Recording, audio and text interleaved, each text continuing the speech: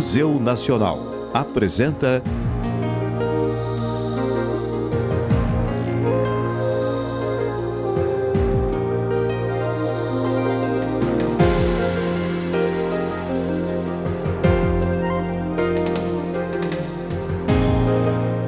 Arquipélago de São Pedro e São Paulo, os Penedos do Atlântico.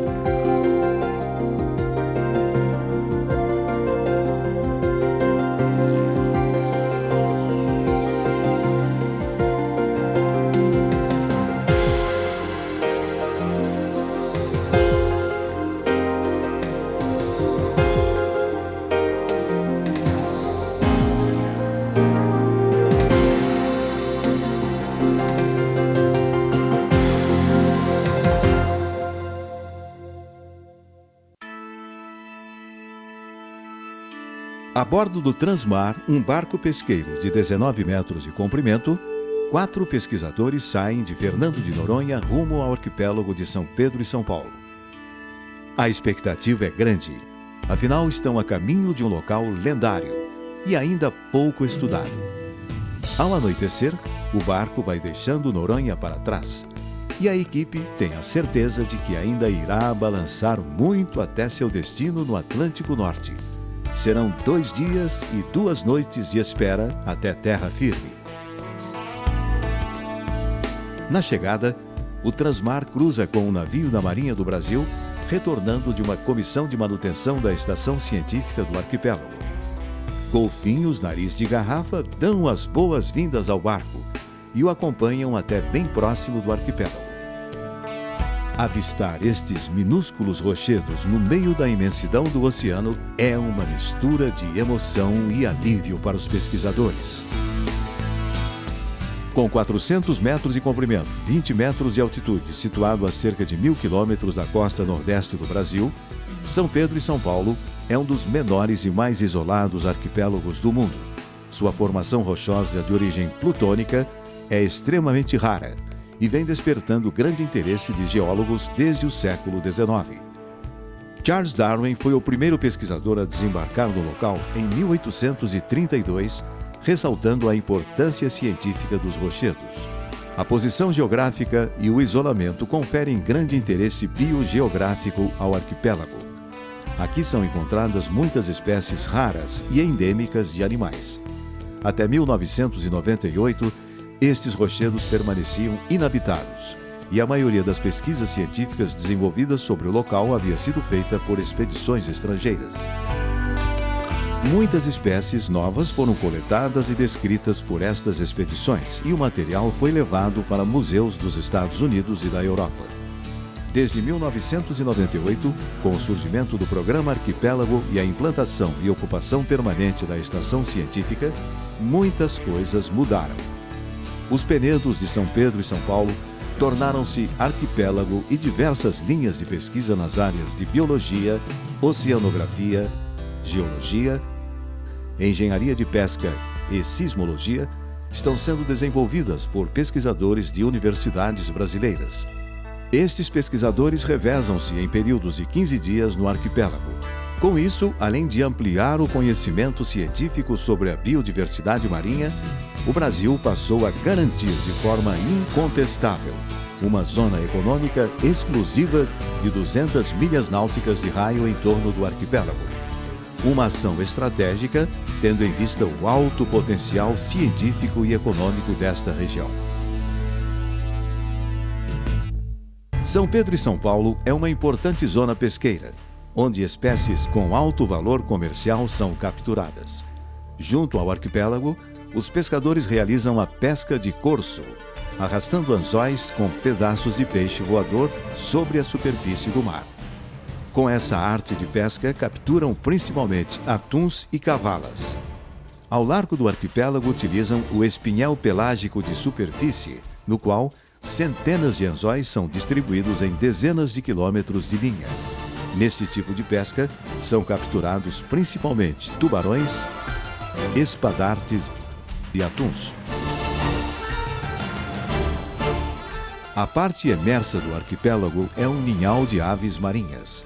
Atobás e viuvinhas disputam intensamente o reduzido espaço de terra firme. São Pedro e São Paulo é também uma importante área de alimentação para estas aves. Na principal ilha do arquipélago, a Belmonte, existe a única piscina de maré do local. Durante a maré cheia, ela recebe o constante impacto das ondas, funcionando como um corredor para a renovação da água na poça de maré mais interna da ilha. Nesta parte, existem apenas pequenos peixes e é comum a presença de polvos. A piscina torna-se um local calmo na maré baixa, possibilitando o estudo deste ambiente único no arquipélago. Na parte mais iluminada, o quinidário Palitoa caribeorum cresce quase sem competidores, disputando espaço apenas com algumas espécies de esponjas. Já nas tocas, onde a luz é menos intensa, as esponjas ganham esta competição, passando a dominar o ambiente. Com 8 espécies encontradas até o momento, as esponjas representam um dos grupos de animais com a maior diversidade neste local. Ambientes como este, com características ambientais distintas, mesmo que pequenos, são importantes para a estruturação da biodiversidade. Nesta piscina já foram descobertas 2 espécies novas para a ciência, além de novos registros para o arquipélago. Pesquisar a biodiversidade marinha do arquipélago requer, na maioria das vezes, a utilização de técnicas de mergulho, principalmente o mergulho autônomo. O principal local estudado é a enseada, por onde os pesquisadores geralmente iniciam os mergulhos. Na enseada, a profundidade varia de 3 a 20 metros. O fundo é rochoso, com alguns enclaves de areia e cascalho. Sobre as rochas, nas porções mais rasas, crescem principalmente algas e o mesmo quinidário encontrado na piscina da ilha Belmonte.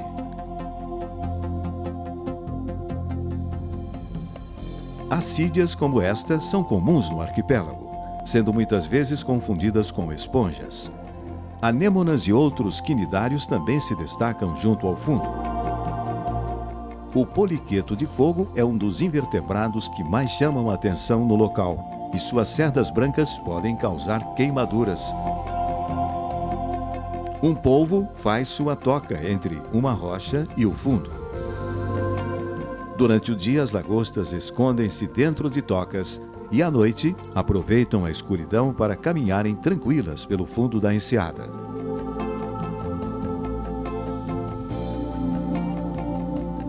Muitas espécies de esponjas crescem em fendas nas rochas, tocas, paredes verticais e entre a base das algas. Na enseada já foram encontradas 20 espécies de esponjas. Algumas são bastante comuns, enquanto outras são raras. Espécies como este Erilus confundem-se facilmente com a rocha. Além da cor escura, sua superfície está geralmente recoberta por algas pardas, dificultando sua visualização. A maioria das espécies encontradas em São Pedro e São Paulo é incrustante e possui cores marcantes. As esponjas são extremamente importantes na manutenção da biodiversidade em São Pedro e São Paulo. Elas servem de alimento para peixes e tartarugas e abrigo para uma grande quantidade de organismos marinhos, principalmente crustáceos e ofiuroides.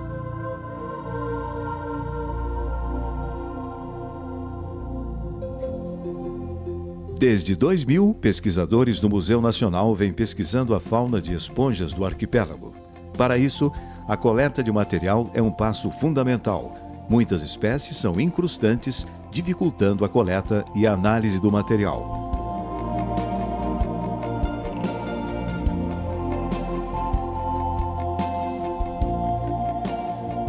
Entre os peixes, um dos que mais chamam a atenção na enseada são as moreias. Elas estão por toda parte. Seus dentes afiados requerem certa cautela dos mergulhadores. Peixes trombeta utilizam as algas como camuflagem para aproximarem-se mais facilmente de suas presas. A interação entre fauna e flora é constante no arquipélago. O peixe voador é a base da alimentação de grandes peixes no arquipélago, principalmente o atum. Algumas espécies confiam tanto na sua camuflagem que permanecem imóveis mesmo com a proximidade dos mergulhadores, enquanto outras fogem ao menor sinal de perigo. Em São Pedro e São Paulo já foram descobertas algumas espécies raras de peixes. Entre elas está o Budianus insularis. Este peixe, que só é encontrado também nas ilhas de Ascensão e Santa Helena, no Atlântico Central. Este peixe donzela é ainda mais raro e só existe em São Pedro e São Paulo. O arquipélago é um refúgio para espécies de peixe como esta, ameaçada em outros locais pela destruição de habitat e pela captura para aquários. A Enseada também abriga peixes de grande porte, como barracudas e até mesmo raias-manta. Prosseguindo o mergulho em direção à boca da Enseada, os pesquisadores alcançam o paredão oeste do arquipélago. Uma das principais características do relevo submarino de São Pedro e São Paulo, este paredão vertical estende-se a mais de 150 metros de profundidade. Estudar a vida marinha neste ambiente é um desafio à parte. O cuidado com a segurança pessoal e com os equipamentos tem que ser redobrado. Abaixo dos 40 metros de profundidade, é comum os mergulhadores sentirem o encontro da contracorrente equatorial com o arquipélago. Nesta região, os mergulhadores precisam ficar atentos para não serem empurrados para o fundo. A presença de grandes cardumes é comum nesta área do arquipélago, reforçando a ideia da riqueza de vida deste pequeno oásis na imensidão do oceano. A partir dos 45 metros de profundidade, os corais negros começam a aparecer e vão tornando-se abundantes. Nesta mesma faixa de profundidade, estes raríssimos peixes borboleta, endêmicos de São Pedro e São Paulo, podem ser observados. Em um passado recente, esta espécie foi alvo de biopiratas, interessados em vendê-las para aquariofilistas. Isto reforça a necessidade de ocupação de São Pedro e São Paulo e da preservação do patrimônio genético local. Da superfície para o fundo, as algas vão sendo substituídas por invertebrados. As esponjas vão se tornando cada vez mais comuns, assim como diferentes espécies de corais. As esponjas são um dos principais invertebrados encontrados no paredão, principalmente dentro de tocas e em locais sombreados. Nestes ambientes, algas e corais não encontram uma condição de luz ideal para seu crescimento, permitindo que as esponjas colonizem o substrato com maior facilidade. As esponjas coletadas em São Pedro e São Paulo são depositadas no Museu Nacional do Rio de Janeiro, onde são descritas e identificadas. Com isso, contribui-se para a formação no Brasil de um inventário sobre a biodiversidade das esponjas no arquipélago. Os estudos sobre esponjas em São Pedro e São Paulo têm revelado informações interessantes, como o primeiro registro no Brasil do gênero Discodermia, que possui compostos bioativos com alto potencial farmacológico no combate às células tumorais humanas. Muitas espécies de esponjas que foram estudadas no arquipélago revelaram-se novos registros para o local, mostrando a escassez de informação básica sobre esse grupo. A utilização de iluminação artificial realça as cores e a presença das esponjas e dos corais sobre o paredão. Percebe-se também uma clara diferença na cobertura das espécies com relação à enseada. Outro local extremamente interessante no arquipélago é o Cabeço Oeste. Apenas em dias com condições ideais de mar, com correntes marinhas mais lentas, é possível mergulhar neste local. Após localizá-lo da superfície, é preciso marcar o ponto exato com uma boia e um cabo amarrado ao cabeço. Os primeiros mergulhos neste local revelaram a presença de espécies raras, como esta espécie de esponja que foi descoberta em São Pedro e São Paulo e ocorre também na Ilha da Trindade, a 1.160 quilômetros da costa do Espírito Santo. O topo do cabeço fica a 9 metros de profundidade e desce formando um platô a cerca de 30 metros antes de formar uma escarpa vertical até grandes profundidades. Este local parece ser a área de maior diversidade de espécies do arquipélago, apesar de ainda ser pouco explorado pelos pesquisadores, devido ao maior grau de dificuldade logística para acessá-lo. Um peixe ciliaris branco chama a atenção dos mergulhadores. Extremamente raro, mesmo em São Pedro e São Paulo, este peixe tem um comportamento arisco e evita a aproximação dos mergulhadores. O ciliaris azul é outra variação morfológica da mesma espécie, porém é mais comum que o branco. Frequentadoras comuns das proximidades do arquipélago raias manta nadam sobre o cabeço, chamando a atenção pelo tamanho e pela leveza como se deslocam. Mas nada se compara ao maior peixe do mundo, que frequentemente é observado em São Pedro e São Paulo. O tubarão-baleia é um gigante que pode chegar a 18 metros de comprimento. Esta espécie alimenta-se de plâncton, pequenos animais e plantas que vivem ao sabor das correntes marinhas. Este tubarão surpreendeu a equipe de pesquisadores no momento em que se preparava para retornar a Fernando de Noronha. Apesar dos cerca de 8 metros de comprimento, esta fêmea de comportamento inofensivo parecia gostar da presença humana, permanecendo por mais de 1 hora em companhia dos mergulhadores. A utilização em salas de aula de imagens como estas, demonstrando uma interação harmoniosa entre homem e tubarão, tem se mostrado uma ferramenta eficiente para reverter a ideia de animal agressivo atribuída aos tubarões. São Pedro e São Paulo é um celeiro de espécies raras e um local com forte potencial para a produção de conhecimento científico de interesse internacional. Além disso, a qualidade da água propicia a produção de registros fotográficos e audiovisuais com alta qualidade, que podem ser utilizados em iniciativas de educação básica, formação acadêmica e preservação ambiental. Com este vídeo, espera-se contribuir para tais iniciativas e ampliar o conhecimento sobre a biodiversidade do arquipélago de São Pedro e São Paulo, uma fronteira oceânica estratégica para o Brasil.